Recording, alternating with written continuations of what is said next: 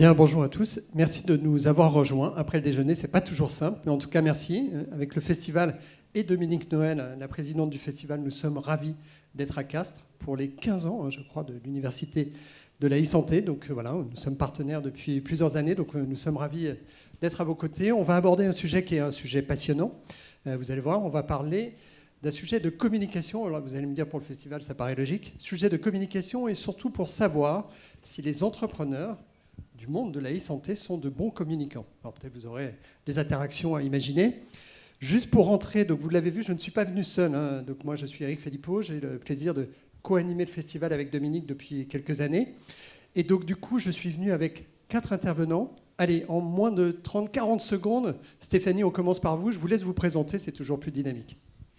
Bonjour, je m'appelle Stéphanie Laporte, je dirige l'agence social média OTA que j'ai fondée il y a 8 ans. Aujourd'hui, on est 30 collaborateurs. On accompagne des institutions, des grands comptes, et notamment autour de la santé.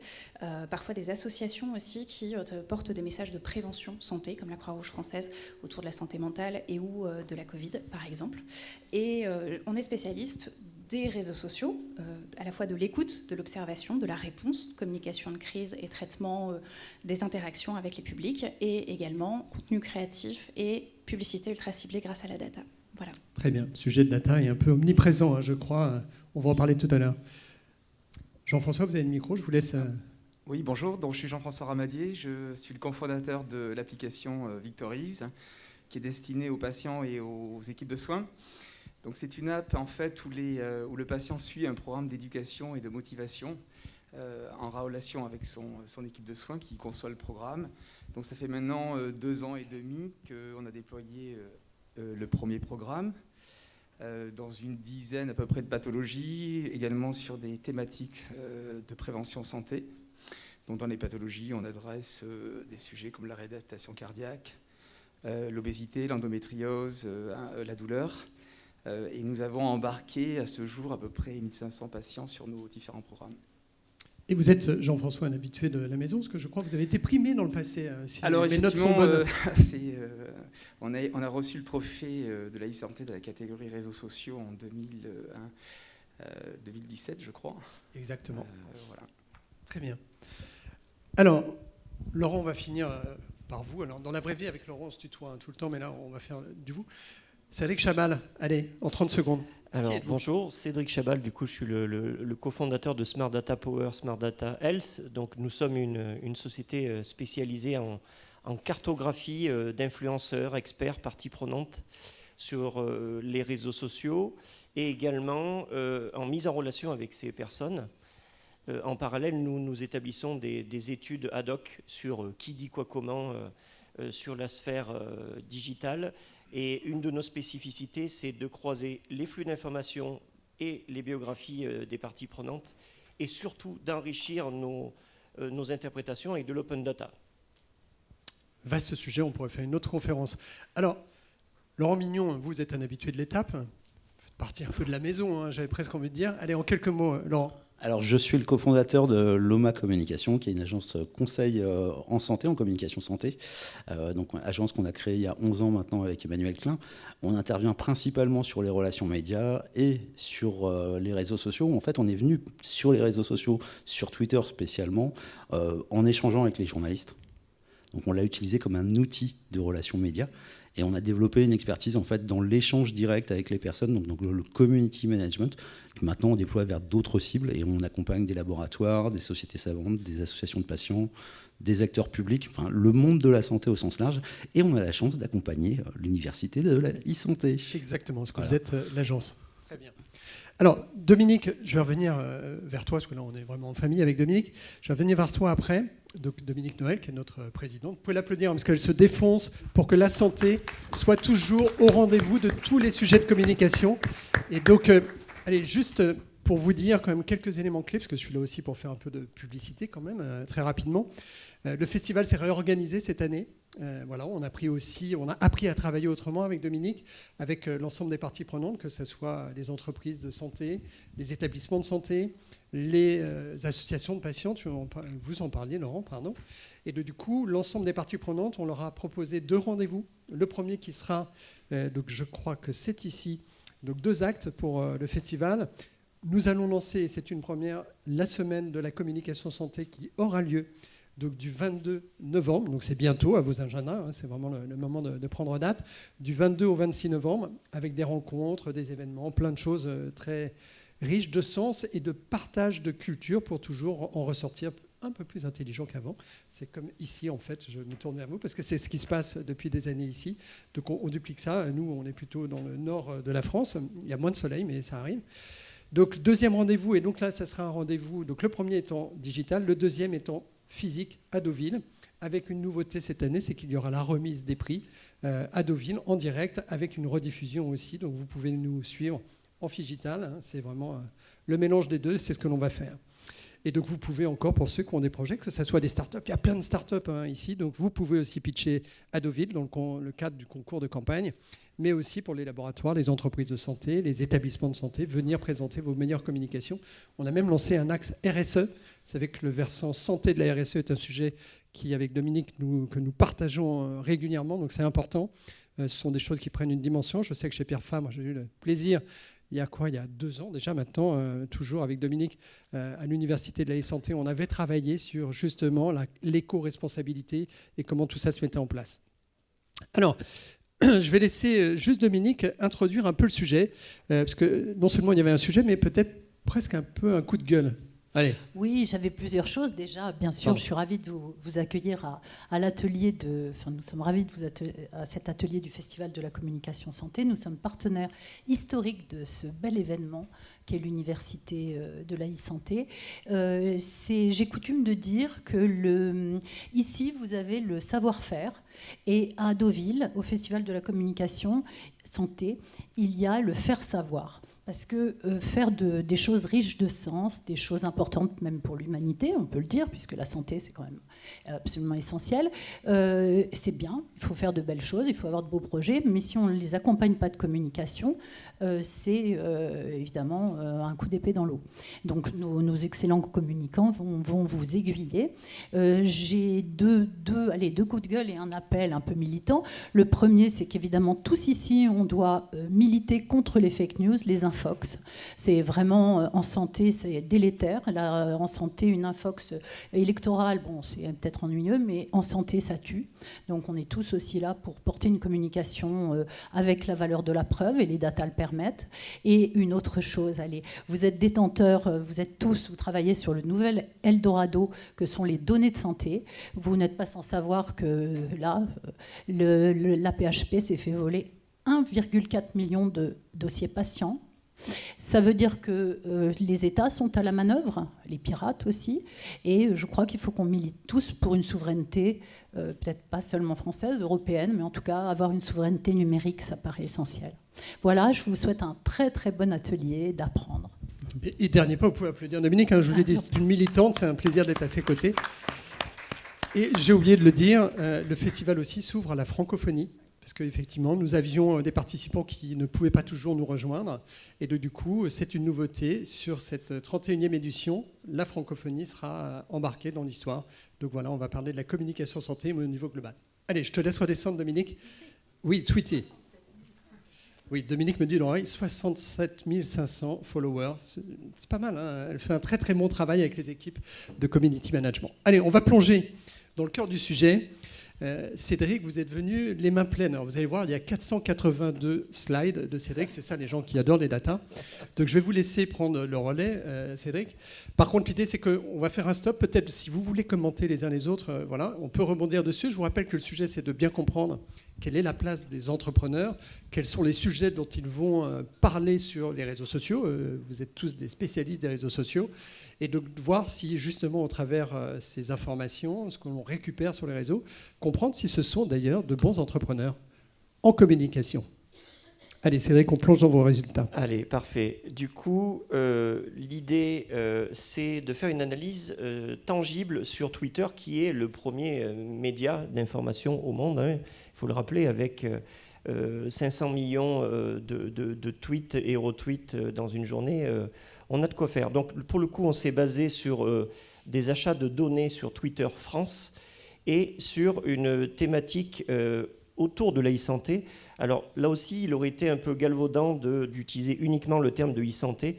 Donc on a essayé de voir toutes les terminologies donc adjacentes, comme la santé 2.0, la médecine 2.0, mais aussi la téléconsultation médicale, le téléconseil, la télémédecine, la téléassistance, la télérééducation, le télésoin. Ouvrir le scope, etc. un petit peu Voilà. des verbatims. Et pour terminer, du coup, aussi, de faire un lien qui n'est pas neutre entre l'IA, la data, le big data, le transhumanisme et la santé. Voilà. Donc, fort de ces requêtes, nous avons acheté 6 mois de data qui représentent à peu près 14 000 tweets et 21 000 retweets. Voilà, l'idée, c'est de se faire quand même une opinion assez tangible de ces problématiques. Alors, parmi cette je dirais, densité d'informations, on a identifié 4188 personnes uniques qui ont tweeté sur la e-santé en France, que l'on pourrait, je dirais, distinguer en personnes qui sont influentes, personnes qui sont expertes, parce qu'elles parlent beaucoup du sujet de la e-santé et manifestement elles sont beaucoup entendues, et personnes qui ne sont pas forcément les plus connues, mais qui, les rares fois où elles prennent la parole, je dirais, génèrent beaucoup d'interactions. Alors là, pour gagner du temps, le but, vous pourrez découvrir sur les réseaux sociaux avec le festival La Com Santé plus d'éléments sur cette étude. Le but, là, c'est pas de regarder le classement des personnes, puisque ça a moins d'intérêt. On va plutôt se pencher sur... je dirais, les terminologies autour de la e-santé. Alors, je fais un petit scoop quand même que par rapport à l'équipe de l'université. Vous êtes plutôt bien placé quand même, parce que je vois que vous êtes à la 3e place, donc c'est bien. Vous avez fait un super job. Voilà. Exactement. Donc pour l'université, la e-santé est bien positionnée par rapport à la densité de prise de parole sur la e-santé depuis 6 mois, et aussi au succès de la prise de parole. Donc bravo à vous. Parmi les catégories de personnes parties prenantes sur ce sujet, on a essayé de les segmenter manuellement. Nous, on est très friands d'une approche mixte IA, équipe humaine. Moi, je parle d'intelligence non artificielle. C'est un peu à rebours du marché, excusez-moi, mais je l'assume. Donc, parmi ces personnes, il y a 34% de start-up et d'entreprises privées dans la santé. Il y a 24% d'institutionnels, associations, fédérations. 20% de personnes physiques qui prennent la parole, dirigeants, décideurs, 12% de médias et un peu moins, on va dire, les professions médicales et les laboratoires. Donc ça peut aussi faire l'objet d'un débat. On pourra faire d'autres débats dans d'autres lieux, c'est possible. Je vous invite aussi à consulter, on a mis ça sous forme de data visualisation, et ici vous avez la liste un peu plus détaillée des parties prenantes. Bon, en 2 mots, on retrouve les habituels influenceurs, experts, parties prenantes. Je vois ici Lionel Richard, je vois ici... hop, là on est institutionnel, je vois Jérôme Leleu, Rémi Teston, Dominique Noël, qui est la présidente du Festicom, David Grusson, etc. Alors, le but, comme je disais, c'est pas tant de regarder les personnes, mais plutôt de voir un peu ce qui s'est dit. Alors, ce qui s'est dit, excusez-moi... On ne voit pas très bien, hein, vous m'excuserez, c'est vrai que c'est un peu petit pour un partage sur écran. C'est un peu petit, du coup, je vais essayer de vous l'expliciter. En fait, on a analysé les tweets les plus... je dirais les plus successful sur cette problématique de la e-santé ces 6 derniers mois. Et il ressort 3 grandes catégories en dehors des annonces factuelles sur la e-santé, que sont des événements comme celui-ci, comme le festival La Communication Santé, de sorties de livres ou de conférences, de concours, d'offres d'emploi, qui représentent 15% du volume. Le plus gros volume, ce sont les besoins exprimés autour de la e-santé. Parmi ces besoins, je ne vais pas tous les balayer, je vais vous donner quelques extraits, et puis vous pouvez commenter, mes évidemment. voisins pourront commenter librement.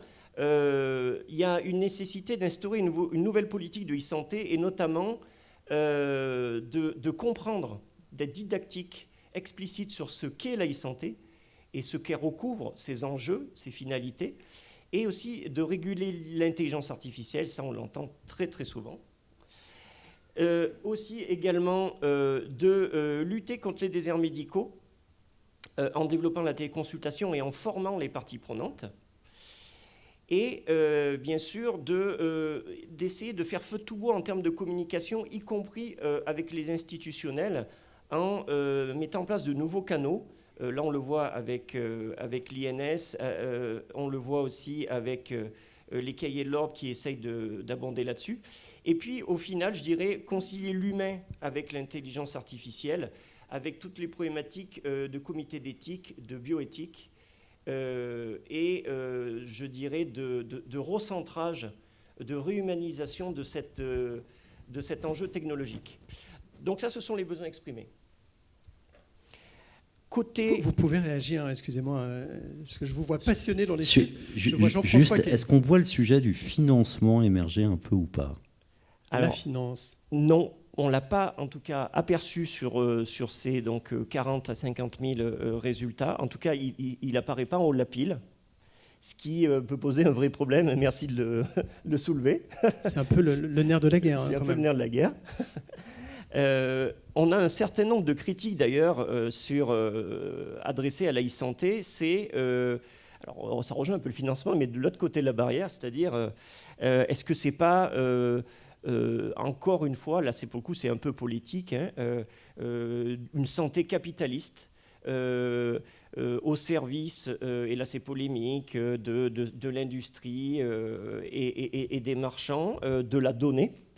Une peur aussi, c'est surtout ça qu'on a vu et qui a été beaucoup retweeté, une peur de la cybersécurité. Alors Dominique Noël faisait à juste titre un coup de gueule sur, je dirais, la gouvernance de la data, la sécurité de la data, et puis aussi le fait qu'il faut avoir une donnée qui soit exploitée par des technologies souveraines. On voit aussi cette problématique, cette peur de la déshumanisation de la santé. IA versus médecin, c'est une vraie question que posent les internautes, et peut-être encore plus intéressant parce que je ne l'attendais pas comme ça, 10% des gens qui critiquent, qui ont peur en tout cas de cette avancée de la e-santé se disent mais en fait, moi je suis déjà en situation de fracture numérique, je suis déjà en situation de désert médical, je suis en zone blanche, je suis des fois en périphérie en fait, à plusieurs endroits. Donc je suis par exemple une personne âgée, ou je suis un aidant d'une personne âgée, ou je suis un aidant d'une famille qui a des difficultés pour utiliser les canaux digitaux. Mais est-ce que ça ne va pas être aggravant pour moi, cette problématique de la téléconsultation médicale? Donc il y a une vraie peur là-dessus. Donc autant de sujets pour les communicants, pour les dirigeants d'entreprise. Alors je le redis, l'étude, on va pouvoir la partager. Donc c'est une avant-première, elle est sortie hier, donc voilà, donc merci. Ce que je vous propose, c'est qu'on va avancer maintenant un peu plus sur les questions. Vous allez voir, il y a deux grandes questions qui vont... Je vais vous reprendre... Pas de souci. Non, la zapette en fait. La zapette. Je sais pas comment on l'appelle, la télécommande en fait. Donc vous allez voir, il y a de la profondeur. Donc du coup, je vous conseille vraiment vivement. Moi, j'ai eu l'occasion de la lire hier soir en profondeur. Il y a plein de sujets qui, pour les communicants, sont autant de ressources pour trouver de quoi nourrir sa communication avec des chiffres. Mais vous l'avez compris, Cédric est vraiment un passionné de la data. Donc je vais revenir vers vous qui êtes là aussi dans le concret, soit côté agence, soit côté aussi entrepreneur. La première question, qui est toute simple, est-ce que tout le monde, est-ce qu'il est possible d'être un bon communicant en e-santé? Alors avant de parler avec les communicants, je vais parler à un chef d'entreprise, un start-upper, un e-entrepreneur, un entrepreneur tout court en fait. Jean-François. Alors, moi ce que j'ai envie de dire, c'est que possible... Parlez bien dans le micro. Possible sans doute. Donc ça... En revanche, c'est très très difficile de communiquer et de bien communiquer en e-santé. Alors je dis ça peut-être parce que je ne suis pas un bon communicant non plus dans ce domaine-là. Donc ça c'est possible. Mais pour moi, il y a trois raisons qui peuvent l'expliquer et au moins qui caractérisent, on va dire, la e-santé par rapport à d'autres domaines. Donc la première raison, c'est donc pourquoi c'est difficile de communiquer en e-santé. La première raison, c'est que c'est un marché qui est pas mature aujourd'hui. Hein. Je pense que c'est difficile de dire le contraire. C'est un marché sur lequel il n'y a pas de business model, donc pas de financement, ou un financement qui n'est pas du tout pérenne. Donc dans un marché où finalement il n'y a pas de financement, c'est difficile évidemment de développer des usages pour les patients ou pour les professionnels de santé. Donc ça c'est la première raison. La deuxième raison pour laquelle c'est difficile, c'est la multiplicité des acteurs, puisqu'en fait, on est sur un marché où vous avez donc des utilisateurs, donc patients ou des médecins, vous avez des prescripteurs, vous avez des payeurs, et quand vous avez développé un produit, un service numérique en santé, et bien finalement, à qui vous allez parler, quoi. Et vous n'allez pas tenir du tout le même message auprès d'un patient qu'auprès d'un médecin ou qu'auprès d'un laboratoire pharmaceutique ou d'un assureur santé, par exemple, qui va être là pour pouvoir financer, et de le financer d'ailleurs d'une manière qui n'est pas forcément toujours très pérenne. Donc ça, c'est la deuxième difficulté. Et la troisième raison pour laquelle c'est difficile, c'est que le produit, le service numérique santé, c'est pas un service qui est très sexy, quoi. En fait, par rapport à des services, je sais pas, de plateformes de streaming comme Netflix, d'écoute de musique comme Spotify, de partage de photos comme Instagram, ça n'a rien à voir. C'est-à-dire qu'en fait, on vend pas du rêve, on n'a pas de promesse de plaisir. Donc ça, c'est un point qui freine énormément le développement de ces services. Si on prend les médecins aujourd'hui, enfin les équipes de soins de manière générale, elles vous disent qu'elles n'ont pas le temps, ou très peu de temps, que ça leur prend du temps en tout cas. Et les patients, en fait, si vous leur dites que vous avez quelque chose pour eux, une application qui va les aider à vivre mieux, par exemple, un patient, en fait, il a surtout envie d'oublier qu'il est malade, quoi. Donc s'il y a une application qui est là en plus pour lui rappeler tous les jours qu'il a sa maladie, c'est un peu difficile. Donc c'est vraiment une difficulté. Enfin, ces 3 points sont pour moi les difficultés majeures pour communiquer. Voilà, donc là je dis chapeau en fait, à ceux qui arrivent à le faire, parce qu'il y a quand même quelques réussites. Alors d'ailleurs, si on regarde les réussites aujourd'hui, c'est les réussites où il y a eu à chaque fois un business model. On parlait tout à l'heure de téléconsultation. Depuis ce matin, on parle beaucoup de business model. Oui. Pourquoi la téléconsultation, ça marche? Parce qu'effectivement, c'est remboursé. Les services numériques aujourd'hui en santé, il n'y a aucun modèle de remboursement, où les financements qu'il peut y avoir sont des remboursements, comme je disais, qui ne sont pas du tout pérennes. On parle beaucoup d'expérimentation, de pilotes, donc là, j'en rajouterai pas une couche, mais on sait très bien que ce saupoudrage, quelque part, il ne sert pas à grand-chose. Enfin, en tout cas, il ne sert pas à la e-santé. Donc, sur le plan, pour revenir au plan de la communication, finalement, c'est très difficile de trouver le bon angle d'attaque pour arriver à pénétrer et à surtout développer un usage par des patients ou des prestataires de santé, sachant évidemment les freins qu'il peut y avoir sur ce type de cible. Donc c'est possible, mais le chemin est long. Le chemin est long et difficile, effectivement. Et pour un entrepreneur, après je dirais peut-être pour pas prendre toute la parole, mais sur les recommandations que je peux faire, mais effectivement, il faut à un moment donné s'entourer de communicants pour pouvoir trouver un moyen de créer soit un marché ou de développer un usage qui n'est pas aujourd'hui ancré dans la vie quotidienne des personnes. Changer les comportements. Donc changer les comportements, c'est majeur. Ça peut prendre beaucoup de temps, mais ce qui se déclenchera et ce qui fera qu'à un moment donné tout ça décollera, c'est lorsqu'on aura un financement qui soit pérenne, durable.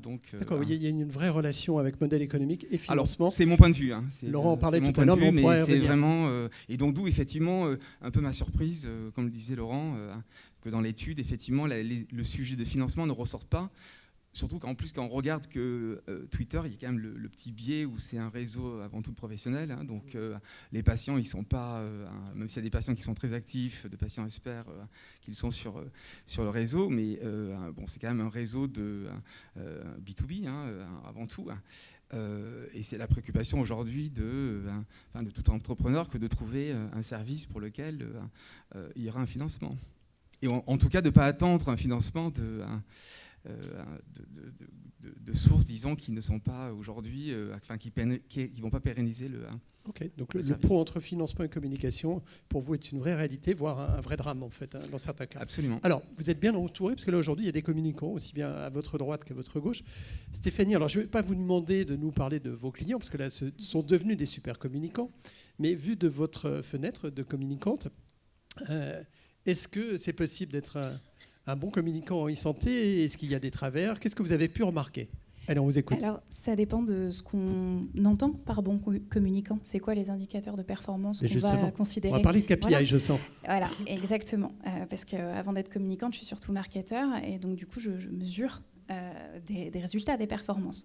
Donc aujourd'hui, un bon communicant, c'est quoi? C'est quelqu'un qui a une grosse base de followers, mais avec quel niveau de qualification? Donc il ne suffit pas d'avoir beaucoup d'abonnés. Est-ce que c'est quelqu'un qui génère beaucoup de retweets? Oui, mais il peut y avoir des choses qui sont automatisées, on le voit beaucoup dans le milieu. Donc aujourd'hui, je pense que très souvent les indicateurs sont biaisés. On a très régulièrement des annonceurs qui viennent nous voir avec, on va dire, un biais de perception vis-à-vis de ces indicateurs de performance et ils nous disent bonjour, on voudrait des fans sur Facebook, des abonnés sur Twitter, etc. C'est encore le cas aujourd'hui. On pourrait se dire que 20 ans après l'essor des plateformes, oui. Laurent m'en parlait ce matin, c'est encore le cas. 15 ou 20 ans après, on a encore des gens donc qui un problème achètent, de brief, c'est souvent le cas, en fait, problème de brief. Pour moi, il y a un refléchage à faire aussi généralement vers des actions liées au marketing, là pour le coup, qui vont être donc plus mesurables en termes de retour sur investissement, qui vont être beaucoup plus traçables.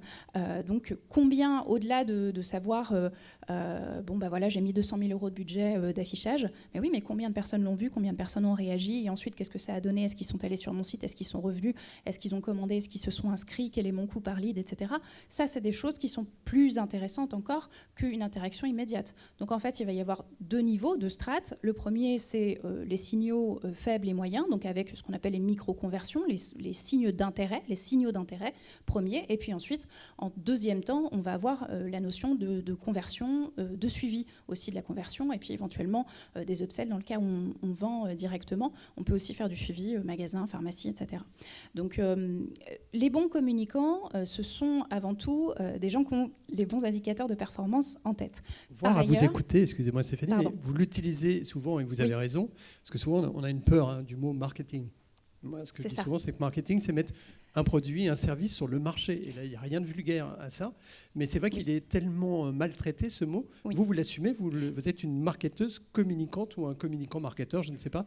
Mais pour moi, à vous écouter, ils ne sont pas des marketeurs, en fait. Pour moi, c'est indispensable. Et surtout, donc, on a des indicateurs qui sont aujourd'hui très timides, souvent très français. Les Américains n'ont pas les mêmes que nous.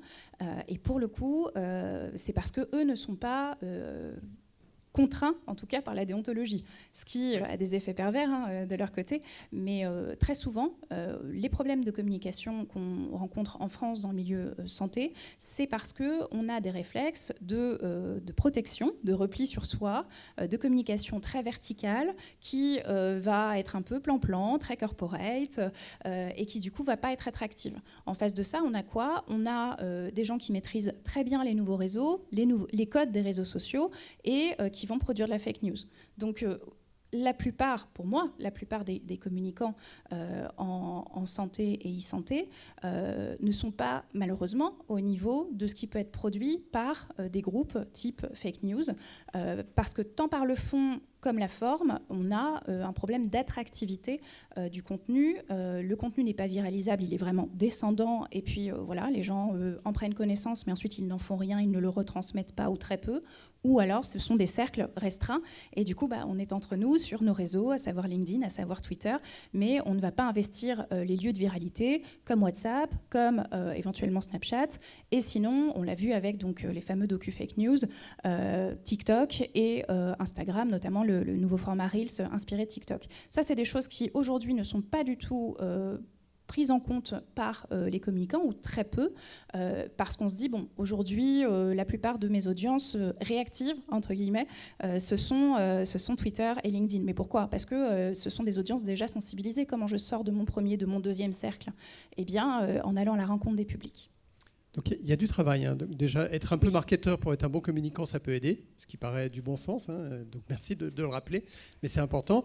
Le tableau n'est pas très idyllique quand on vous entend, Stéphanie. Alors, heureusement, vous êtes là pour les accompagner, on est d'accord. Non, il y a quand même des gens qui ont d'excellents réflexes. Il y a évidemment Jérôme Leleu. On l'a cité tout à l'heure. Un Bordelais, parce que Stéphanie est bordelaise. Voilà. Je mais aussi, évidemment. Donc, évidemment, je suis biaisée. Mais Jérôme Leleu ou un autre Bordeaux, la Clément Gers de Synapse Médecine, ce sont des gens qui communiquent très bien, mais parce qu'ils pratiquent les réseaux et de multiples réseaux depuis des années, et surtout qui sont à l'écoute des nouveaux formats. Donc pour Clément Gers, il y a peu de temps, il a fait une intervention sur Brut, et donc au format interview, express, vidéo courte, etc. Donc il s'adapte au format actuel. Donc on va avoir des gens qui ne vont pas uniquement rechercher cette communication descendante, mais vraiment le feedback, et puis surtout être en capacité de réagir à chaud. Là, en l'occurrence, c'était sur les sujets Covid et vaccination. Donc ici, il s'agit d'être en lien avec l'époque, et très souvent, je dirais même, pour avoir travaillé avec des centres hospitaliers, des CHU, c'est une histoire d'inertie qui est malheureusement inhérente au milieu de la santé aussi. Pour réagir à chaud, il faudrait qu'on ait des process de décision un petit peu plus courts. D'accord, ok, ça, c'est votre appel du jour. C'est compris. Laurent, je vais me tourner vers vous, mais on voit bien qu'effectivement, dans la façon de mettre en place ces communications, on est notamment sur les réseaux sociaux et autres, sur de la communication en temps réel, du temps présent. J'ai envie de dire qu'il faut la préparer en amont, avoir des plans A, des plans B, des plans C, ça paraît une évidence.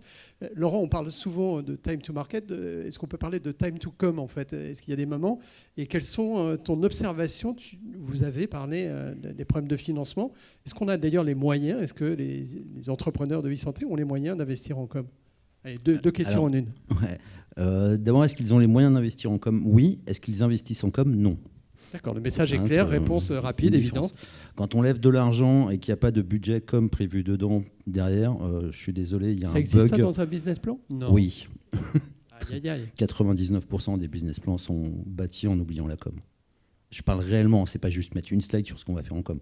C'est d'avoir vraiment intégré la com dedans. Et encore plus quand on va vers un business patient ou grand public. Alors, Laurent, on est entre nous, on ne va pas le répéter, c'est juste filmé, mais c'est quoi par rapport à un budget? Allez, j'ai une base 100. On sait que dans certaines entreprises, on a des pourcentages. Aller en communication. Alors, moi, je vais élargir à la notion de marketing comme l'a dit Stéphanie. C'est quoi? C'est 8, 10, 12, 15, 20%? Certains vont jusqu'à 50%. Il n'y a pas de pourcent, ça peut dépendre aussi des cibles. Le taux d'acquisition d'un médecin, ça peut être extrêmement élevé. Mais si on est sur un marché de niche, je peux mettre 5 000 € pour acquérir ce médecin. Mais si j'ai les 50 qu'il me faut pour mon marché, finalement, le budget reste faible par rapport à la techno et à l'argent que j'ai levé pour développer ma techno. Par contre, dès que je vais vers le grand public, même si mon taux d'acquisition il est de 0,05, mais s'il m'en faut 10 millions, 20 millions, 80 millions à l'échelle de l'Europe ou 200 millions à l'échelle mondiale, le budget commence à être un peu plus significatif. On l'oublie souvent, le digital coûte aussi. Parce que voilà, là, on parle beaucoup de com digital. Le digital a un coût, et pas que le digital. Toute la communication a un coût, on a tendance à l'oublier. Oui, parce qu'il n'y a pas que du digital dans la vie, je le dis souvent, mais on l'oublie aussi. Le time to come, justement. Et le time to come, justement, on voit, finalement, ça a déjà été évoqué. C'est évoqué dans est-ce qu'on peut communiquer alors qu'il n'y a pas de modèle de financement? C'est un problème de temps. Est-ce qu'on peut communiquer assez vite? C'est un problème de temps. Et souvent, en fait, le temps, on l'oublie, mais dans nos métiers de communicants, c'est la base. On travaille sur le temps, sur la vitesse de diffusion de l'information, à quel moment on la diffuse, auprès de qui, mais le moment est extrêmement important. Et sur les réseaux sociaux, ça peut jouer à la journée, à l'heure près aussi. C'est pas anecdotique, le temps. Et l'articulation d'un plan de communication, que ce soit social, classique, on va dire publicitaire, etc., ça joue énormément. Et un autre élément aussi qui joue finalement, c'est que dans l'évaluation, alors on parle des KPI, ce qui a changé un petit peu en fait l'apport des réseaux sociaux, c'est que finalement certains KPI sont devenus abordables financièrement. Parce que si on prend la communication, sujet au sens classique du terme qu'on connaît bien tous les deux, il y a combien de budgets de communication, de grosses campagnes où il y avait aussi le budget d'évaluation? Sincèrement, moi, dans les 10 dernières années, il y a un seul sujet sur lequel j'ai travaillé où il y avait un réel budget, et quand je dis réel, c'est plusieurs centaines de milliers d'euros attribués à l'évaluation. C'était une campagne pour l'assurance maladie. Mais parce que l'assurance maladie a le budget global de communication qui lui permet d'avoir aussi des campagnes d'évaluation qui correspondent. On ne parlera pas du budget, Laurent, non, pas mais ici, mais c'est confidentiel. Parce que l'évaluation primé à Deauville, d'ailleurs. L'évaluation, au festival. Faut être réaliste. Mais sans évaluation, comment on fait avancer ces campagnes? En santé ou en e-santé, c'est toujours la même chose. On est sur finalement du changement de comportement, que ce soit celui du médecin, de l'adoption de nouvelles recommandations, de nouvelles pratiques, de nouveaux outils, de plateformes, ou celui des patients, ou celui des autorités. Il y a aussi du changement de comportement. Quand on parle de lobbying, la communication est un outil au service du lobbying. C'est aussi du changement de comportement. Ça se passe dans le temps, ça s'évalue. Et sans évaluation, on ne peut pas piloter ces campagnes aussi. Donc c'est une des difficultés aussi finalement de ne pas avoir assez de regard. Les réseaux sociaux ont un peu changé ça, mais dans d'autres domaines sur les nôtres, par exemple en relations presse, en France, c'est très mal évalué. Parce que l'évaluation des relations presse, c'est quelque chose d'extrêmement coûteux. Il y a une société qui existe, qui est spécialisée en Angleterre, qui fait ça extrêmement bien sur l'évaluation réelle des relations presse. C'est-à-dire qu'ils vont jusqu'à analyser le score d'influence du journaliste qui a écrit l'article. Ce n'est pas juste l'équivalent publicitaire. C'est l'audience, c'est l'analyse de est-ce que ce journaliste-là, il compte dans sa communauté, etc. Donc le coût, il est énorme. Donc il y a le coût contact et du coup derrière, je vais me tourner vers notre marketeuse en chef du jour. Forcément, on est derrière sur un retour sur investissement. Et là aussi, pour les responsables de communication des entreprises, je ne sais pas si vous avez un DIRCOM chez vous ou est-ce que c'est vous, mais on va rentrer dans le deuxième sujet. Là, on a commencé déjà à rentrer dans des conseils. D'ailleurs, est-ce qu'il faut un DIRCOM ? Est-ce qu'il y a un DIRCOM Alors, moi, je voudrais quand même peut-être juste réagir sur deux propos. Le premier, ce que vient de dire Laurent sur le fait d'avoir un budget com. Dans la santé. Là, c'est un arbitrage qu'on a toujours quand on est un entrepreneur dans ce domaine-là. Moi, ça fait 10 ans que je suis dans le domaine de la e-santé et je me suis toujours posé la question à savoir s'il fallait mettre du budget pour communiquer sur ce qu'on faisait ou du budget pour développer le produit. Ça, c'est un arbitrage qu'on a constamment à faire. Et constamment, c'est un arbitrage qui est très difficile parce qu'en fait, on ne sait pas répondre. On a envie, quand on fait quelque chose, on a envie de communiquer. On se dit que de communiquer, effectivement, c'est ça qui va permettre d'avoir des clients. Et d'un autre côté, on sait que, par rapport à ce que j'ai dit tout à l'heure, que le produit, il est clé. Parce que si vous ne développez pas un usage auprès de patients, auprès de professionnels de santé, aujourd'hui, il y a des centaines d'applications qui, finalement, ne trouvent pas leur marché. Il n'y a aucun usage. Ou très faible. Donc, est-ce que c'est bien, d'ailleurs ça pose la question de est-ce que c'est bien finalement de communiquer tant que finalement on n'a pas trouvé son marché. Donc oui, la question du budget est assez clé. Et l'autre point aussi sur lequel je voulais rebondir, c'est le time to. J'aime bien cette notion time to come. Le time to come, parce qu'effectivement c'est sans doute le point clé. Voilà, il ne faut pas communiquer sans doute. Alors je n'irai pas sur la journée, évidemment, mais il ne faut pas communiquer trop tôt. Voilà. Alors, trop tard, enfin, ou ni trop tard, voilà, on peut dire ça, mais au moins c'est une question d'équilibre. Voilà, parce qu'en fait, il y a un point qui est clé, et je pense que moi j'ai vu beaucoup de startups, et puis j'ai été confronté également, c'est-à-dire qu'on a toujours à un moment donné besoin de ce qu'on appelle faire un pivot. Je pense que tous ceux qui ont été confrontés au développement de nos produits, surtout quand on est sur un marché qu'on veut créer, on est confronté à ça. C'est-à-dire qu'on a une croyance, on pense que ça c'est bien, mais en fait finalement on se rend compte que ce qu'on fait, il fallait peut-être le faire différemment. Donc on pivote très souvent dans ce domaine-là. Et donc attention, si on communique trop, sans avoir effectivement quelque chose qui soit où le marché a été identifié, finalement l'image que vous allez donner ensuite au marché lorsque vous allez faire votre pivot, vous allez brouiller complètement les choses. D'accord. Donc savoir pivoter, c'est un de vos bons conseils. Voilà. Donc il faut savoir pivoter. Alors savoir pivoter, oui, ça c'est très important pour un entrepreneur.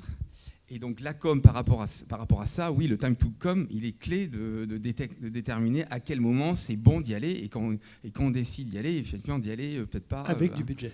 J'ai bien compris. Et avec du budget, effectivement. Alors après, attention, parce que le budget com, il est aussi bien pour faire connaître, je rejoins le point sur le marketing et la com, effectivement, qui sont très liés, parce qu'il y a le budget com pour faire connaître effectivement son service et le promouvoir, donc le commercialiser, et puis il y a le budget com pour faire de l'acquisition les achats médias, là, presque. Alors non, quand je dis les coûts d'affiliation, les coûts d'acquisition des patients ou des médecins, on en a parlé. Ah oui, ça c'est un point très important, parce qu'un service numérique, vous avez besoin d'avoir des patients, vous avez besoin d'avoir des médecins.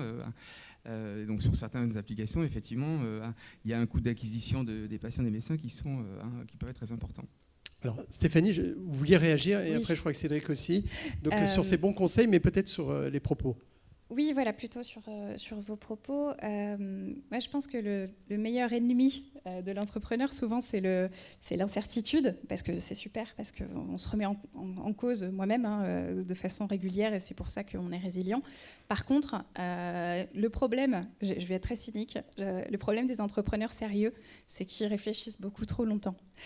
Et du coup, ça pose souci parce qu'en fait, aujourd'hui, dans l'environnement santé, e-santé, les gens qui sont surexposés, c'est les gens qui réfléchissent moins, parfois qui ont un produit qui est moins abouti, avec parfois des promesses qui peuvent être liées à l'intelligence artificielle ou à d'autres choses qui sont plus ou moins développées et plus ou moins efficaces. Mais en tout cas, les gens qui sont très visibles aujourd'hui, ce sont ceux qui s'approprient le mieux les canaux de communication et pas forcément les plus innovants. Donc il y a un retard à rattraper. Il y a un nouveau débat là, qui va se mettre en place. Je suis entièrement d'accord, parce que c'est ce que je disais au début. Effectivement, nous, on est par exemple très mauvais communicants.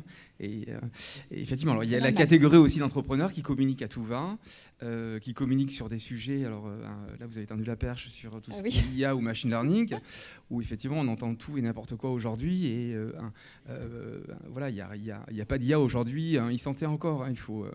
Je pense qu'il ne faut pas se raconter.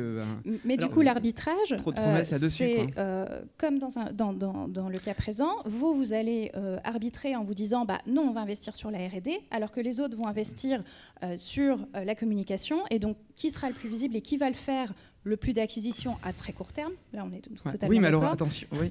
Voilà. Mais je sens que vous allez pouvoir débattre après. Oui. Je sens. On revient toujours, effectivement. Excuse-moi. Non, mais très bien. On a un retour d'expérience en live, donc c'est parfait. De toute façon, comme si on communique beaucoup, effectivement, on aura une visibilité, une notoriété qu'on va pouvoir développer. Mais si derrière, il n'y a pas le financement de tout ça, voilà, donc on va faire des choses, effectivement. On en revient là. On en revient toujours à ce point-là.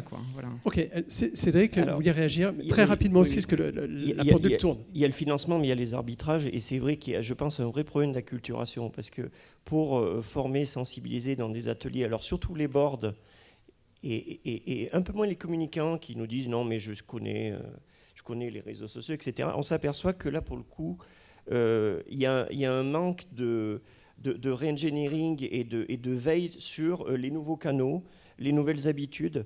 Et moi, je suis encore stupéfait, après toutes ces années, de voir des dirigeants qui enjoignent leurs communicants en leur disant « Non, mais moi, je veux une grosse communauté ». On leur dit « Mais c'est quoi une grosse communauté ?» Ils ne regardent pas la qualité. Et alors, pour rejoindre le time to come, nous, on a mis un critère en place dans nos systèmes de tri. C'est quand on analyse une communauté, c'est on regarde si les gens sont actifs tous les moins de 8 jours ou les moins de 2 jours. Et on s'aperçoit que des communicants qui sont très fiers de leur communauté, avec des dizaines ou des centaines de milliers de fans, en fait, ils communiquent dans le vide à des fois 80%. Pourquoi ? Parce qu'ils ne se sont pas posé la question, est-ce que je suis sur le bon canal ? Très bien. Donc, à vous écouter, ça, c'est un des conseils. On l'entend chez vous, Stéphanie. On l'entend aussi chez vous, Jean-François. Alors, je suis désolé parce que Laurent lève la main. Voilà. Juste une phrase je sens qu'il veut réagir. pour revenir sur le pré-débat, entre guillemets, sur la place prise par certains acteurs de la e-santé. Donc pour modérer, mais en gros pour moi il n'y a pas de bons communicants aujourd'hui dans la e-santé, et j'étais finalement très négatif parce que s'il y avait des bons communicants, il y aurait de vrais usages. Et finalement il a fallu quoi ? Il a fallu une crise, même Doctolib qui était là, il a fallu une crise sanitaire pour que les usages existent. Et pourtant on ne peut pas dire que Doctolib n'est pas investi en communication. Ils n'ont pas communiqué tout de suite. Non, ils ont attendu d'avoir de l'engagement, c'est ce que disait Jean-François. Il aura quand même fallu finalement la crise pour générer les usages. C'est pas la com. Après ils ont su amplifier ce phénomène-là. Donc c'était déjà pas mal. Mais ce n'est pas eux qui ont initié le mouvement. Et si on revient sur cette notion de bon communicant à l'échelle individuelle, ce risque qui existe que certains prennent le terrain, prennent la place, il est réel, c'est vrai. Et je pense que ça a aussi fait du mal au monde de la e-santé. Au global. Parce qu'au final, il y en a encore aujourd'hui qui sont extrêmement communicants, qui occupent vraiment le terrain, mais qui n'ont rien, entre guillemets, si on regarde réellement. Attention à ne pas communiquer pour ne rien dire. Et je reviens sur la problématique qu'évoquait Dominique au tout début des fake news. Les fake news en e-santé, ça existe aussi. La surpromesse. Et on revient sur l'IA, le big data, le machine learning. Ça existe réellement en e-santé. Mais c'est généralement pas ceux qui en parlent. Ok, c'est clair. En tout cas, pas assez souvent. Il y a des gens qui devraient s'emparer plus en fait, de la communication. Alors, je vais être très frustrant parce qu'il nous reste 3 minutes à l'horloge. Je vais rentrer dans la dernière, non pas la dernière question, Mais un petit exercice de style qu'on demande toujours avec Dominique, c'est un peu le mot de la fin ou votre mot d'ordre. Donc vous avez déjà passé des conseils, on a des points de vue. Je vous invite d'ailleurs à les rejoindre dehors pour continuer à échanger, parce que vous avez vu qu'il y a des débats qui se sont créés sur scène. Donc je pense que ça peut intéresser tout le monde. Allez, j'ai envie de commencer. On va commencer par vous. Alors Stéphanie, j'ai recueilli un peu les avant-propos. Allez, un commentaire sur votre mot d'ordre à faire passer aujourd'hui. Allez, en même pas une minute. Tout seul, on va plus vite, à plusieurs, on va plus loin. Et surtout, les prescripteurs, les influenceurs sont des spécialistes des plateformes, sont des personnes qui peuvent produire du contenu de qualité, qui est en phase avec ce qu'attendent les publics. Et puis surtout, c'est bien de dire du bien de soi-même, mais c'est toujours mieux d'avoir une personne identifiée, influente sur un sujet qui nous recommande. Ici, on est sur la notion de recommandation sociale. 14% des gens font confiance à la publicité, alors que 80-90% des gens vont faire confiance à la recommandation d'une personne très identifiée sur un réseau, un leader d'opinion. Donc, il est très important d'aller s'entourer d'influenceurs et en revanche d'avoir un œil critique sur ces influenceurs, parce qu'effectivement, certains ont des grosses communautés mais qui sont plutôt inactives. Notamment, je pense à des communautés Twitter qui ont pu être montées il y a une dizaine ou une quinzaine d'années et qui aujourd'hui sont moribondes. Voilà. Très bien. Jean-François, le mot d'ordre que vous aimeriez passer aujourd'hui? Le mot, il est très simple, c'est-à-dire que communiquer quand vous êtes vraiment sûr que votre produit a trouvé son marché. Donc les Américains, ils ont un terme pour ça, ils appellent quand vous avez votre product market fit. Donc ça veut bien dire ce que ça veut dire, c'est-à-dire que votre produit, il a eu des usages et il a rencontré effectivement son marché. Et je vais faire juste une petite parenthèse pour partager une expérience professionnelle où on a fait l'erreur, nous, de communiquer avant qu'effectivement on ait notre product market fit. Donc sur Victorize, Eric, vous le disiez tout à l'heure, on a été lauréat du trophée de la e-santé en catégorie réseau social en 2017 avec Victorize, qui s'appelait My Victorize d'ailleurs à l'époque. Et en fait, on avait beaucoup communiqué pour constituer une communauté de patients. On a mis un budget de quelques dizaines de milliers d'euros tout de même, donc c'était quand même pas neutre. Et en fait, on a communiqué beaucoup trop tôt. Donc, on a réussi effectivement à être attractif, à recruter plus de 10 000, 15 000 quasiment patients très, très rapidement.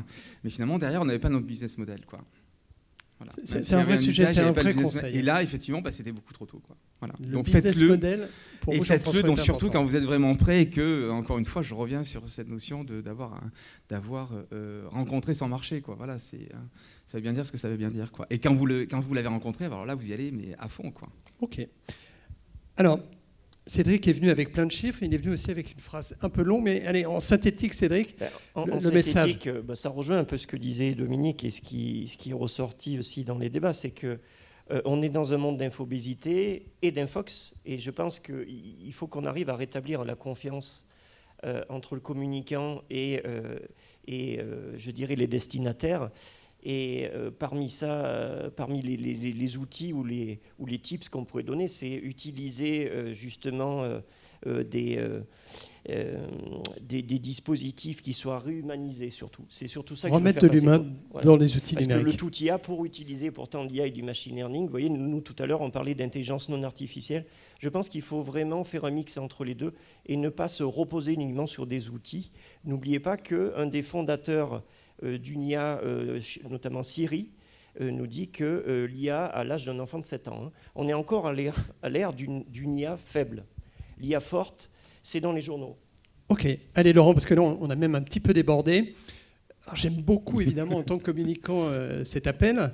On en avait parlé avant, hein, donc forcément c'est un peu... Un petit peu, vous en doutez. Faites confiance aux agences. En fait, derrière ça, ce que je voudrais dire, c'est... on a un vrai métier.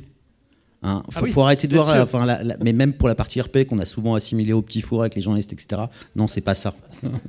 Donc faut arrêter. Et les réseaux sociaux, c'est pareil. Des fois, le contenu, il est vécu comme finalement c'est facile à créer. Non, faire un bon contenu, c'est pas si simple. Et donc là aussi, il faut de l'humain. Et donc c'est un vrai métier, c'est un métier qui est professionnel, et il faut faire confiance aux agences. Et il faut faire attention justement à d'autres acteurs qui ne sont pas les agences. Alors je sais qu'il y en a peut-être dans la salle. En fait, ce que j'aime pas, c'est ce que provoque l'effet financeur, les fonds, pour être clair, les messages qu'ils adressent aux startups, donc à un certain type d'entrepreneurs en e-santé. Finalement, ils les incitent à jouer sur des buzzwords. Eh oui, le buzzword, c'est pas terrible. Et au final, ça va être déceptif. Ne mettez pas de l'IA s'il n'y en a pas. Ok, je crois Arrêtez que de le mot jouer. est bien passé. Allez, on a un petit peu débordé, je pense qu'on peut les applaudir. Merci en tout cas à vous quatre d'avoir passé du temps. Merci à Dominique Noël. Je vous rappelle les 2 dates, hein, elles sont importantes, donc en novembre en digital et à la francophonie, et donc du coup au mois de janvier, rendez-vous à Deauville en physique. Voilà, merci à tous, et merci encore une fois à l'Université de la e-santé de nous avoir accueillis.